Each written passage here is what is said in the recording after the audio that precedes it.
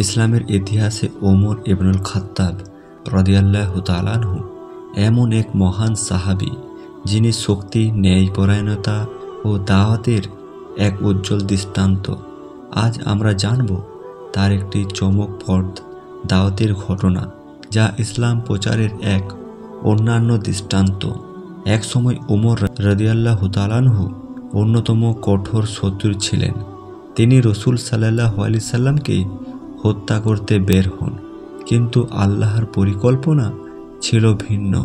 যখন তিনি জানতে পারলেন তার আপন বোন ফতেমা ও তার স্বামী সাঈদ রাদিয়াল্লাহু তাআলা আনহু ইসলাম গ্রহণ করছেন, তখন তিনি প্রচণ্ড রেগে যান এবং বোনকে মারতে যান।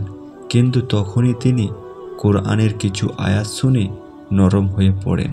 এরপর তিনি সরাসরি নবীজি সাল্লাল্লাহু আলাইহি সাল্লামের কাছে যান এবং বলেন, ইয়া রাসূলুল্লাহ, আমি ইসলাম গ্রহণ করতে চাই। পুরো মক্কা স্তব্ধ হয়ে এই ঘোষণায়। ইসলাম গ্রহণের পর তিনি দ্বীনের দাওয়াত ছড়িয়ে দেওয়ার দায়িত্ব নেন। তিনি প্রকাশ্যে কাবা গিয়ে নামাজ আদায় করেন, যা ছিল কাফেরদের জন্য এক বড় চ্যালেঞ্জ। ওমর রাদিয়াল্লাহু তাআলা আনহু ইসলামে প্রবেশের পর থেকে তিনি ইসলামের সবচেয়ে বড় রক্ষক ও প্রচারক হয়ে ওঠেন। তার শাসনামলে ইসলাম বহু দেশে ছড়িয়ে পড়ে। তার ইনসাফ ও দাওয়াতের কারণে লক্ষ লক্ষ মানুষ ইসলামের ছায়াতলে আসে।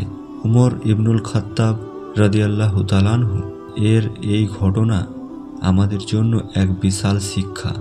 ইসলামের জন্য তার আত্মত্যাগ, সাহস ও দাওয়াতি চেতনা আমাদের অনুপ্রাণিত করে। আসুন আমরাও দ্বীনের পথে এগিয়ে যাই এবং ইসলামের দাওয়াত ছড়িয়ে দিই। জাযাকুমুল্লাহ খায়রান। সাবস্ক্রাইব করুন আমাদের চ্যানেল।